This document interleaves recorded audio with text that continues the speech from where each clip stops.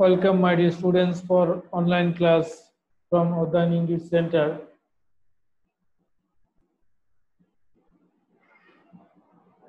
For the SSC students, dear students, now I am going to discuss on English second paper.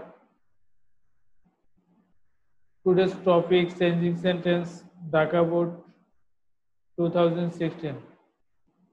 Going to next step.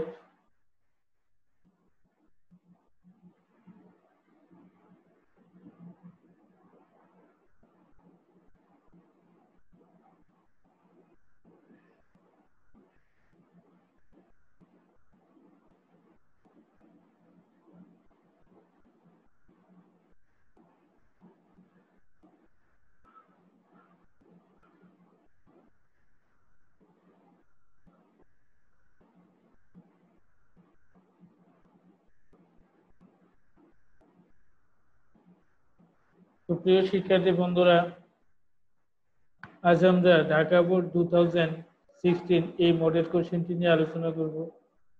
এই model কোশ্চেনে যে ধরনের simple, compound, complex যে ধরনের sentence থাকবে সেখানে আমরা প্রতিটা সেন্টেন্স বিস্তারিত ব্যাখ্যা সহ আলোচনা করব। তো আজকের ক্লাসটা আমি বাংলায় উপস্থাপন করব। এই জন্য অনেক শিক্ষার্থীরা আমাদেরকে অনুরোধ করেছেন যে স্যার বাংলায় বললে সুবিধা হবে, বাংলা বললে আরো সুন্দর হবে। তো প্রিয় শিক্ষার্থী বন্ধুরা, যেহেতু আপনাদের সুবিধায় আমার সুবিধা, তাই আমি আজকে আমার এই লেসনটি বাংলায় ডিসকাস করব।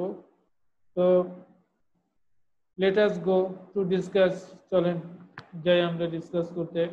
তো এখানে question number A, Poila Baishakh is undoubtedly is the most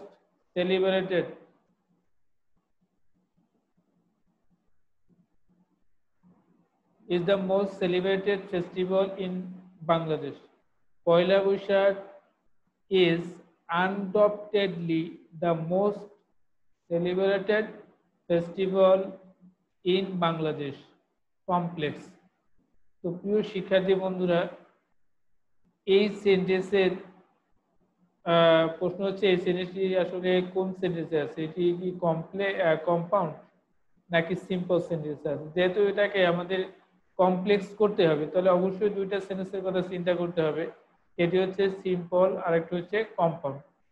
তো প্রিয় শিক্ষার্থী বন্ধুরা, আমরা জানি যে এই যখনই আমরা কোথাও দেখবো যে one subject one finite verb, মানে একটি সাবজেক্ট একটি ফাইনাইট ভার্ব কোথাও খুঁজে পাবো, সেই জায়গায় আমরা ধরে নিব যে একটি সাবজেক্ট একটি ফাইনাইট ভার্ব থাকবে, সেটাকে ধরে নিব সিম্পল সেন্টেন্স। তো প্রিয় শিক্ষার্থী বন্ধুরা, এটা আসলেই সেন্টেন্সটা দেখেন, এখানে পয়লা বৈশাখ ইজ, এটা একটি সাবজেক্ট রয়েছে, পাশাপাশি একটি ফাইনাইট ভার্ব রয়েছে। তো আরেকটি বিষয় হচ্ছে এই সেন্টেন্সটা দেখেন কোন স্ট্রাকচারের মধ্যে, এই যে সিম্পল সেন্টেন্সের কোন স্ট্রাকচারের মধ্যে এটি পড়ছে। তো আমরা যেহেতু সিম্পল সেন্টেন্সের স্ট্রাকচার সিম্পল সেন্টেন্স নির্ণয় করলাম, এখন প্রশ্ন হচ্ছে যে এটি আসলে সিম্পল সেন্টেন্সের কোন স্ট্রাকচারের মধ্যে পড়ে। তো প্রিয় শিক্ষার্থী বন্ধুরা, আপনাদেরকে মনে রাখতে হবে, যদি দেখেন যে একটি, আমরা জানি যে একটি সেন্টেন্সের দুইটি অংশ, একটি হচ্ছে সাবজেক্ট আর একটি হচ্ছে প্রেডিকেট। তো এখানে সাবজেক্ট হচ্ছে পহেলা বৈশাখ আর অবজেক্ট হচ্ছে প্রেডিকেট হচ্ছে is undoubtedly the most celebrated festival in Bangladesh. এই অংশটা হচ্ছে প্রেডিকেট। তো পুরো প্রেডিকেট অংশ যদি এই সাবজেক্টকে কোয়ালিফাই করে, এরকম সেন্টেন্সে কমপ্লেক্স সেন্টেন্স করতে হলে আপনাকে অবশ্যই আসতে হবে it is plus subject plus who is অথবা that, who is it is অথবা it is plus subject plus who is অথবা দ্যাট, আর বাকি অংশ লিখলেই সেন্টেন্সটি কমপ্লেক্স হয়ে যাবে। তো প্রিয় শিক্ষার্থী বন্ধুরা, আমরা এই সেন্টেন্সটি এই নিয়ম অনুযায়ী কমপ্লেক্স করতে পারি।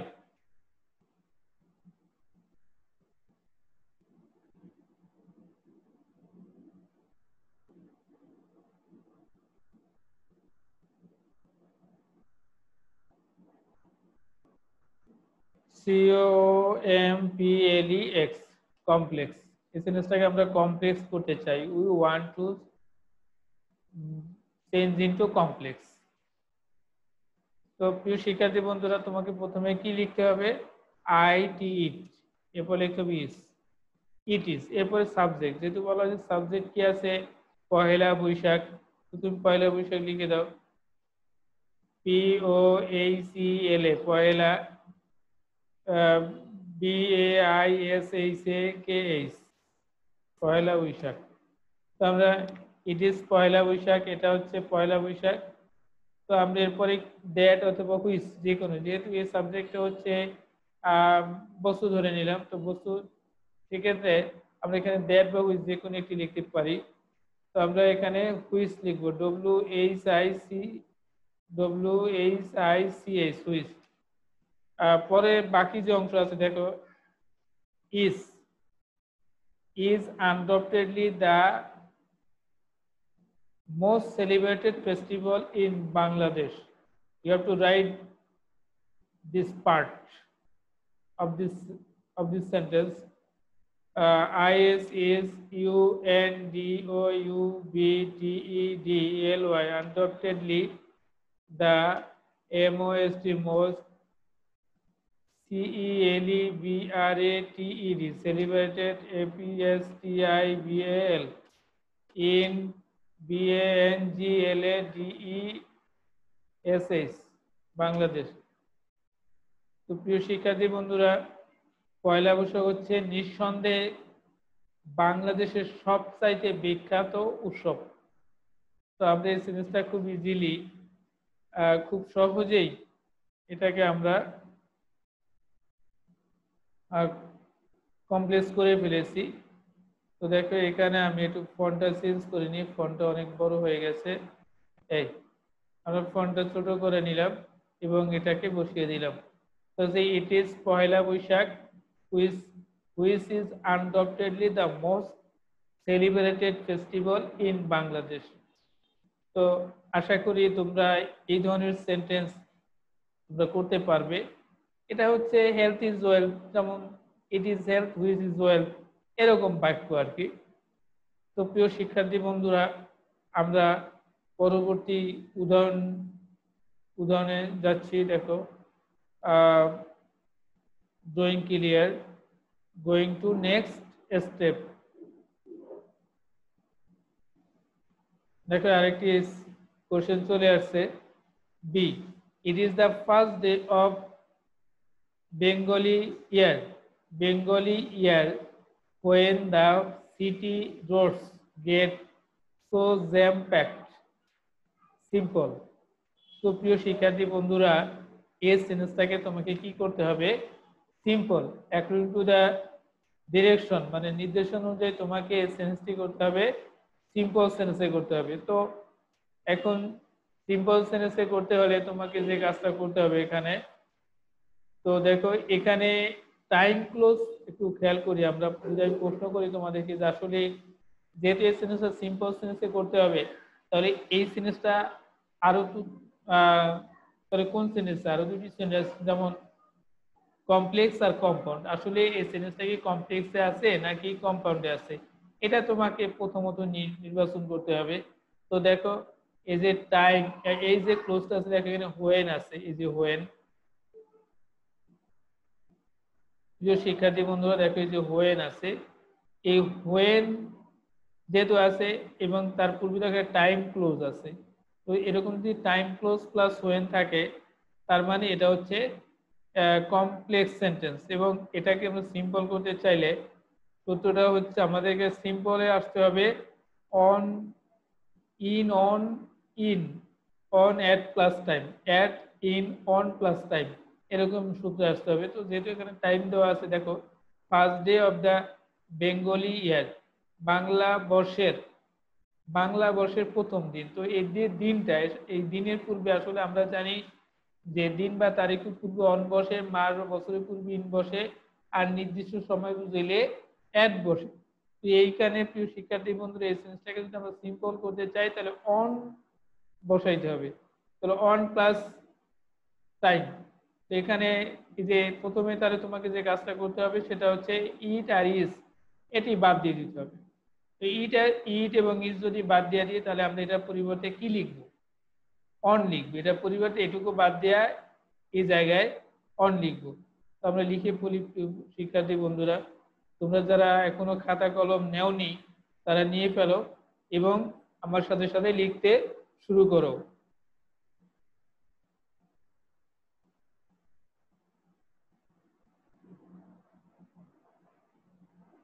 তো প্রিয় শিক্ষার্থী বন্ধু, এটাকে আমরা কি করতে চাই? সিম্পল করতে চাই। SIMPLE। তো দেখো আমি সিম্পলে প্রথমে আমরা কি লিখবো? অন, ON, অন লিখে ফেলেছি দেখো। এরপরে আমরা যেটা বাদ দিব ইট ইজ, এটাকে বাদ দিয়ে দিব। পরবর্তী অংশ কি আছে? এটা টাইম ক্লোজটা আছে the first day of the Bengali year, এই অংশ লিখতে হবে তোমাকে। On the FIRST, first DAY, first day of the BENGALI, Bengali YEAR, Bengali year. এই পর্যন্ত লেখার পরে তোমাকে যে কাজটা করতে হবে, যেহেতু close press, present participle, past participle, perfect participle যাই হোক না কেন, ক্লোজ প্রেস এগুলো হলেই তোমাকে একটা কমা ব্যবহার করতে হবে। এখানে কমা ব্যবহার করলাম। এরপরে দেখে যে হোয়েন আছে, এখানে হোয়েন, এটিকে you have to cut this word, this conjunction, এটাকে কেটে ফেলতে হবে, অর্থাৎ এটা রাখা যাবে না, বাদ দিতে হবে। তো বাদ দিয়ে বাকি অংশ লিখলে উত্তর হয়ে যাবে। দেখো দ্য সিটি, TAC, দ্য CITY, city ROADS, roads, city roads, GET, get, so JAM, jam packed, PACKED, jam packed. তো প্রিয় শিক্ষার্থী বন্ধুরা, এই সেন্টেন্সটি কি হয়ে গেছে বলো তো? সিম্পল সেন্টেন্স হয়ে গেছে। তো আশা করি খুব সহজেই তোমরাও এভাবে সিম্পল করতে পারবে। তো প্রিয় শিক্ষার্থী বন্ধুরা, যদি কোনো কোশ্চেন থাকে কমেন্টস বক্সে লিখে তোমরা জানাবে। পরবর্তী ক্লাসে আমি সেগুলোর উত্তর দেওয়ার চেষ্টা করব, বা কমেন্ট বক্সে আমি উত্তর দেওয়ার চেষ্টা করব। যদি কোনো সমস্যা থাকে অবশ্যই অবশ্যই আমাকে জানাবে। তো আমরা পরবর্তী কোশ্চেনে যাচ্ছি। দেখো কোশ্চেন আমরা একটু ক্লিয়ার করে নিচ্ছি, এটাকে ড্রয়িং ক্লিয়ার। এবারে আমরা যাচ্ছি question next part, going to next step.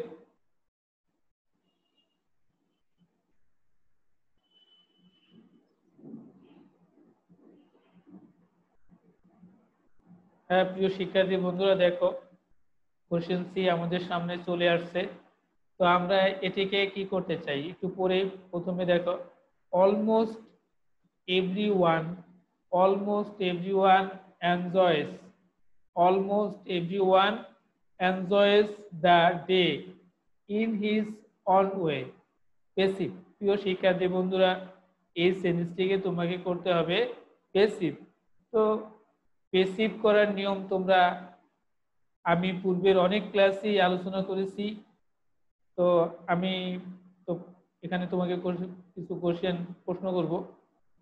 প্রথম প্রশ্ন হচ্ছে, এই সেন্টেন্সে কি কোনো অক্সিলারি ভার্ব আছে কিনা? তো প্রিয় শিক্ষার্থী বন্ধুরা, তোমরা হয়তো বা এত সময় নিশ্চয়ই ভেবে ফেলেছো যে এই সেন্টেন্সে কোনো অক্সিলারি ভার্ব নাই। যদি কোনো সেন্টেন্সে অক্সিলারি ভার্ব না থাকে তাহলে সেই সেন্টেন্সটাকে আমরা কিভাবে পেসিভ করব? তো প্রিয় শিক্ষার্থী বন্ধুরা, যদি কোনো সেন্টেন্সে অক্সিলারি ভার্ব না থাকে সেই সেন্টেন্সটা অবশ্যই অবশ্যই তিনটি স্ট্রাকচারে থাকবে, তিনটি ফরম্যাটে থাকবে। সেটা হচ্ছে B1, number 1 B1, number 2 B1 plus S or S, number 3 B2। তো প্রিয় শিক্ষার্থী বন্ধুরা, যারা B1 B2 বুঝতে পারো না তাদের জ্ঞাতার্থে বলছি, B1 মানে ভার্বের প্রেজেন্ট ফর্ম আর B2 মানে ভার্বের পাস্ট ফর্ম। তো প্রিয় শিক্ষার্থী বন্ধুরা, আমরা এই সেন্টেন্সে তো তোমার কোনো পরিচিত ওয়ার্ডও নাই। তো দেখো আমরা তিনটা ফরম্যাট বলছি, এই তিনটা ফরম্যাটের মধ্যে কোন ফরম্যাটে রয়েছে?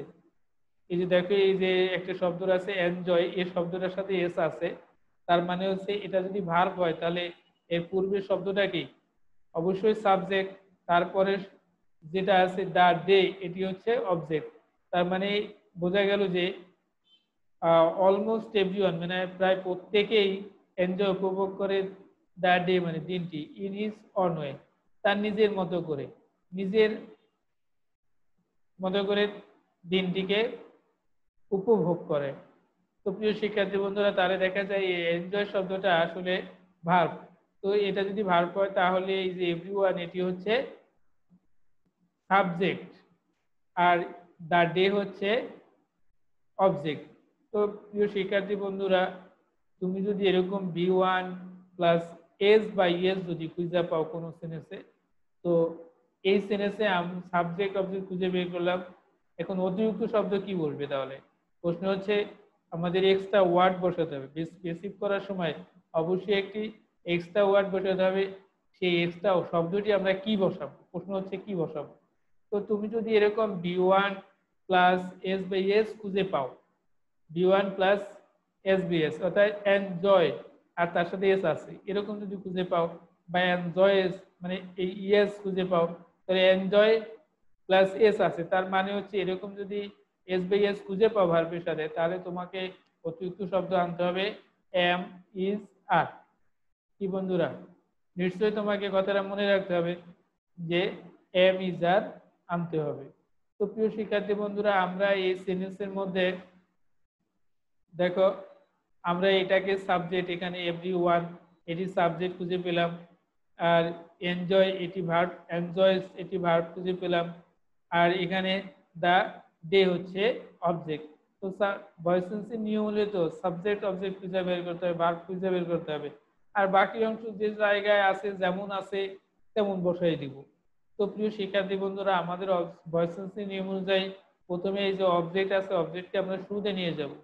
তো আমরা সে অনুযায়ী দেখো শুরুতে নিয়ে যাচ্ছি। প্রথমেই তোমাকে লিখতে হবে, এখানে দেখো একটা অ্যাডভার্ব রয়েছে, সেই অ্যাডভার্বটা শুরুতে লিখে দিতে হবে তোমাকে। কি আছে অ্যাডভার্বটা বলো তো দেখি। অ্যাডভার্বটা হচ্ছে কি অ্যাডভার্ব? এখানে অ্যাডভার্ব হচ্ছে অলমোস্ট, A-double-L, প্রিয় শিক্ষার্থী বন্ধুরা, PASSIV, পেসিভ। তো আমরা পেসিভ লিখে ফেললাম।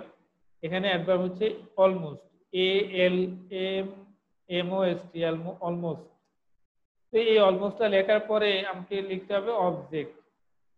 অবজেক্ট হচ্ছে এখানে the day, almost the day, TAC, the DAY, day. তো অলমোস্ট দ্য ডে। এরপরে তোমাকে যেহেতু এখানে সেন্টেন্সে অক্সিলিয়ার নাই, তাহলে আমাদেরকে পরবর্তী ধাপে চলে যেতে হবে, অতিরিক্ত শব্দ বসাতে হবে। এখানে যেহেতু এনজয় এটি ভার্ব B1 প্লাস SBS আছে, অর্থাৎ ভার্ব 1 প্লাস SBS আছে, তার মানে হচ্ছে অ্যামিজার আনতে হবে। তো এই ডে, এই যে সাবজেক্টটি আছে, দেখো এই সাবজেক্টটি হচ্ছে এখানে সিঙ্গুলার সাবজেক্ট, তো তোমাকে এখানে ইজ বসাতে হবে, IS ইজ। এরপরে তো এই যে ভার্বটা আছে, এই ভার্বটা আছে, এটাকে B3 করতে হবে। তো এনজয় B3 হয়েছে এনজয়েড, ENJOYED, এনজয়েড। এরপর দেখো এই সেন্টেন্সে যা অংশ আছে, কি অংশ আছে, বাকি অংশ দেখো ইন, হিজ, অন ওয়ে, এটা লিখে ফেলো। INHIS is, OWN, on, WAY, on way লিখে ফেললাম। এরপরে এখন লিখতে হবে প্রিয় শিক্ষার্থী বন্ধুরা, যে কাজটা করতে হবে সেটি হচ্ছে বাই, টু, এড, উইথ ইত্যাদি যুগে সাবজেক্টকে অবজেক্ট করতে হবে। এখানে দেখো প্রিয় শিক্ষার্থী বন্ধুরা, এই যে এভরিওয়ান এটি আসলে পার্সোনাল সাবজেক্ট। তো পার্সোনাল সাবজেক্ট যদি হয় তাহলে তোমাকে অবশ্যই এখানে বাই বসাতে হবে, BY, বাই। এরপরে এভরিওয়ান লিখে ফেলো, EVERYONE। তো প্রিয় শিক্ষার্থী বন্ধুরা, অনেকে তুমি এইভাবেও করতে পারো। আর এই বাই প্লাস অবজেক্ট, এটি কি তুমি এই যে ভার্বটা আছে এখানে এনজয়েড বাই এভরিওয়ান, এর পরেও লিখতে পারো, ইচ্ছা করলে তুমি এই জায়গাও লিখতে পারো, তারপরে বাকি অংশ লিখতে পারো, কোনো অসুবিধা নেই। তো এভাবে লেখার একটু উত্তম মনে হয়, এর জন্য আমি এভাবে লিখেছি। তো আশা করি তোমরা বুঝতে পেরেছো।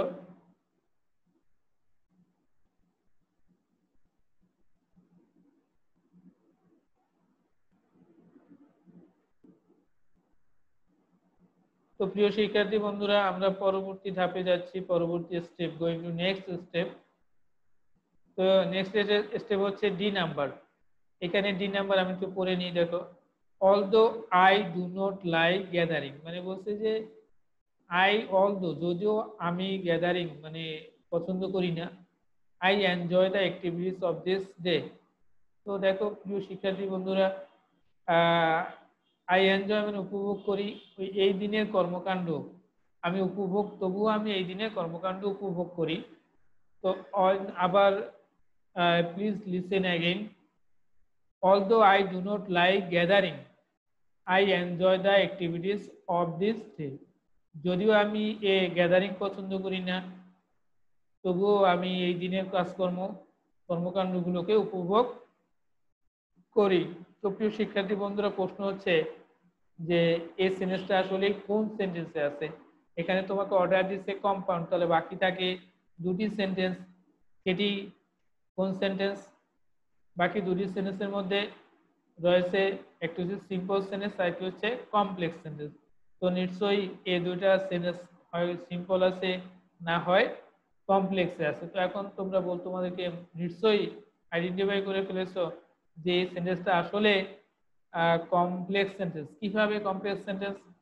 প্রশ্ন হতে পারে যে কিভাবে কমপ্লেক্স সেন্টেন্স।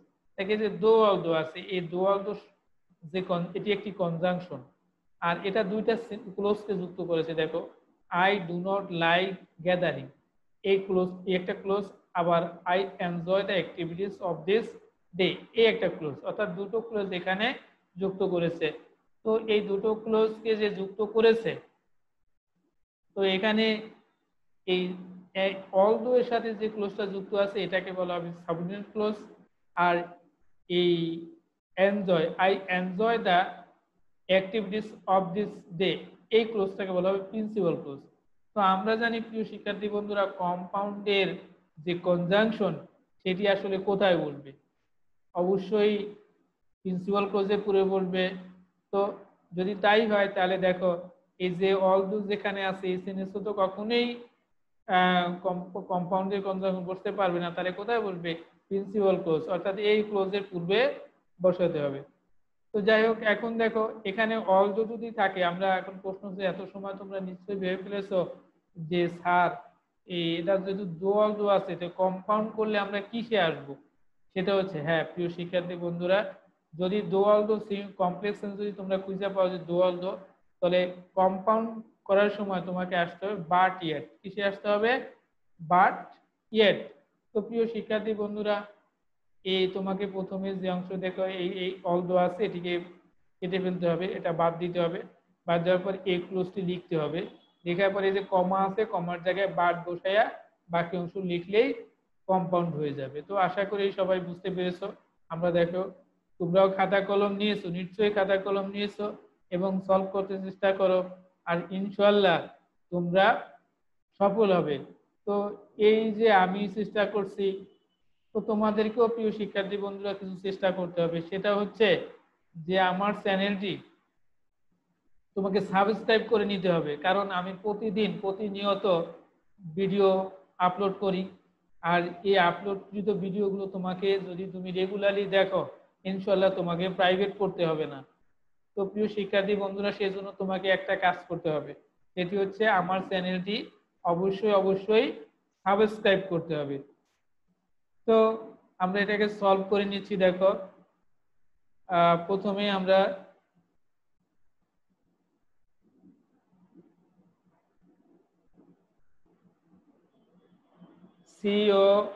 COMPOUND compound. প্রিয় শিক্ষার্থী বন্ধুরা, আমরা এই সিরিজটাকে কি করতে চাই?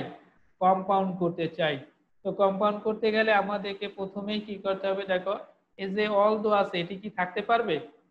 না, অবশ্যই এটি কি থাকতে পারবে না, এটিকে আমরা বাদ দিয়ে দিব, কারণ এটিকে এখন করতে চাই কম্পাউন্ড। মনে রাখবা, কখনোই কম্পাউন্ডের কোনো কনজাংশন সিম্পল এবং কমপ্লেক্সে অথবা সিম্পল এবং কমপ্লেক্সের কোনো কনজাংশন কম্পাউন্ডে আসতে পারবে না, এবং তারা একই জায়গায় বসতে পারবে না, শুধু two dot two so dot that বেডোড্যান্ট ব্যতীত। তো প্রিয় শিক্ষার্থী বন্ধুরা, করিলেট কনজাংশন ব্যতীত কখনোই এক জায়গায় বসতে পারবে না। তো প্রিয় শিক্ষার্থী বন্ধুরা, আমরা সলভ করছি। দেখো আই, প্রথমে you have to write I disclose. You have to write disclose after although. I do not like gathering. I do not DONOT do not LIKE like GATHERING gathering, and you have to write but BUT প্রিয় শিক্ষার্থী এবারে তোমাকে but লিখতে হবে। এবার principal কোর্সটা লিখে ফেলো, দেখো উত্তর হয়ে গেছে। তো আই আমরা এবারে লিখবো আই, লিখে ফেললাম। দেখো আই এখানে আই সেন্টেন্সের মাঝে বসুক, শুরুতে বসুক, যেখানেই বসুক অবশ্যই বড় হাতে লিখবে। এটি 500 মার্কসে প্রায় আসে পরীক্ষায়। তো ENJOY enjoy the ACTIBITIES activities of THIS this DAY। তো প্রিয় শিক্ষার্থী বন্ধু দেখো কত সহজেই আমরা সিম্পল কম্পাউন্ড করে ফেললাম। তো অনেক শিক্ষার্থীর কাছে সিম্পল কম্পাউন্ড কমপ্লেক্স অনেক কঠিন, আসলে কোনো কিছুই কঠিন নেই। ইংরেজি বলতেই একটা সহজ একটা ল্যাঙ্গুয়েজ। এটাকে আমাদের কি করতে হবে, প্রতিদিন প্র্যাকটিস করতে হবে, চর্চা করতে হবে, তোমাকে অনেক অনুশীলন করতে হবে। দেখো অনুশীলন করতে করতে একটা সময় গিয়ে তুমি হাফেজ হয়ে গেছো, এবং তোমার দেখো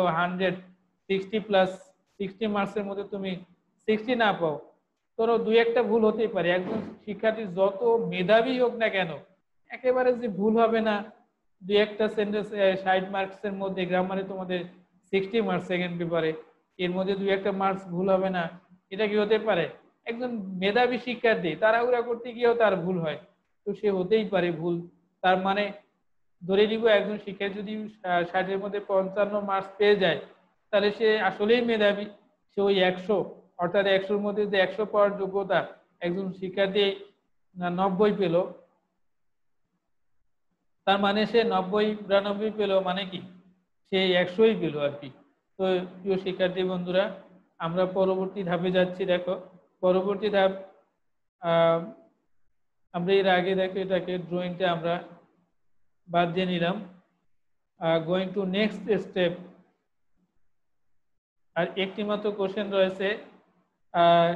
it is one of the question E. প্রিয় শিক্ষার্থী বন্ধুরা, আবার আমি হাইলাইট করে নিচ্ছি। দেখো it is one of the most interesting days of the year. It is one of the most interesting days of the year positive. প্রিয় শিক্ষার্থী বন্ধুরা, এই সেন্টেন্সটিকে তোমাকে করতে হবে পজিটিভ। তো আমি তোমাকে কিছু প্রশ্ন করতেই পারি। তো প্রথম প্রশ্ন হচ্ছে এসএনএসে আসলে কোন সেন্টেন্স?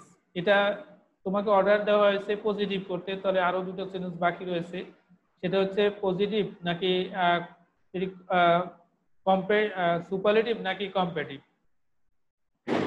কম্পারেটিভ নাকি সুপারলেটিভ, এটা তোমাকে অবশ্যই আইডেন্টিফাই করতে হবে। তো প্রিয় শিক্ষার্থী বন্ধুরা, কিভাবে আইডেন্টিফাই করব?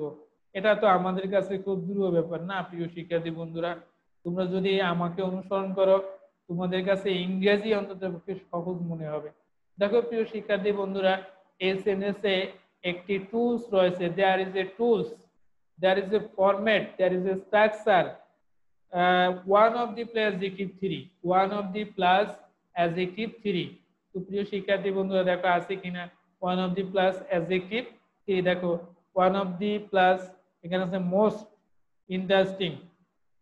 তো এরকম যদি তুমি কখনো খুঁজে পাও, এই সেন্টেন্সটাকে পজিটিভ করতে হলে যেহেতু তুমি যখনই দেখবা যে one of the plus adjective 3 আছে, চোখ বুঝা বলবা এটা হচ্ছে সুপারলেটিভ ডিগ্রি।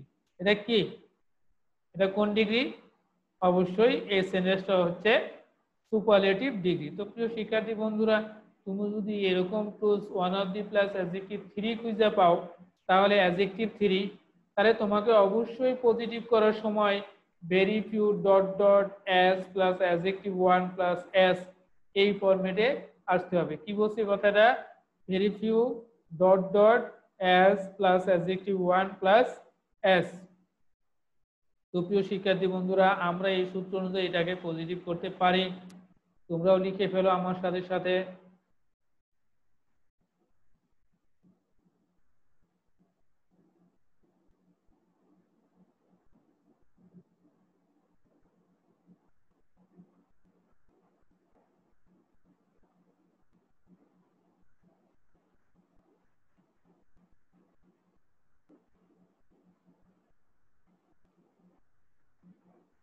তো প্রিয় শিক্ষার্থীরা পজিটিভ POSITIVE পজিটিভ, আমরা পজিটিভ লিখে ফেললাম। তো এবারে আমরা প্রথমে আমরা যেটি লিখতে হবে, যদি এখানে ওয়ান অফ দি আছে তাহলে আমরা কি লিখবো, very few, VERY very, FEW very few.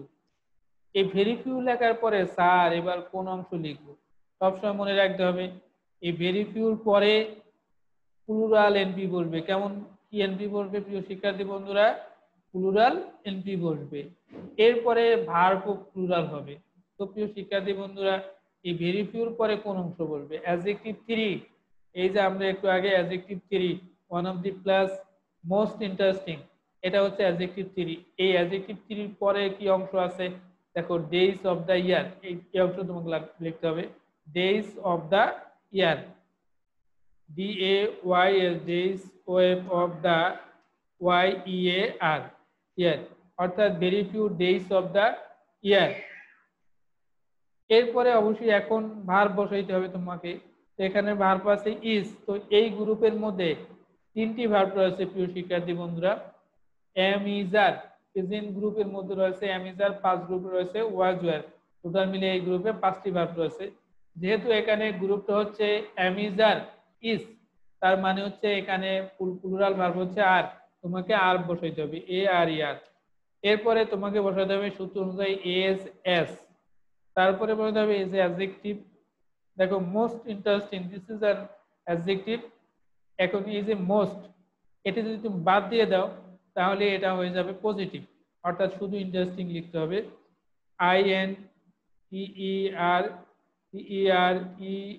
INTERESTING interesting. আবারও তোমাকে সূত্র অনুযায়ী এস লিখতে হবে, তারপর প্রদত্ত সেন্টেন্সের সাবজেক্ট। প্রিয় শিক্ষার্থী বন্ধুরা এই সেন্টেন্সের সাবজেক্ট কি, অবশ্যই ইট, তুমি লিখে ফেলো IT ইট। তো দেখো আমরা সাবজেক্ট লিখে ফেলেছি, তাহলে কি হয়ে গেল, very few days of the year, মানে হচ্ছে very few days of the year are as interesting as it. প্রিয় শিক্ষার্থী বন্ধুরা এই সেন্টেন্সটিও আমরা খুব সহজেই পজিটিভ করে ফেললাম। তো প্রিয় শিক্ষার্থী বন্ধুরা আজকে আমি সম্পূর্ণ বাংলায় লেকচার করলাম, বাংলায় লেকচার তৈরি করলাম, বাংলা আলোচনা করলাম।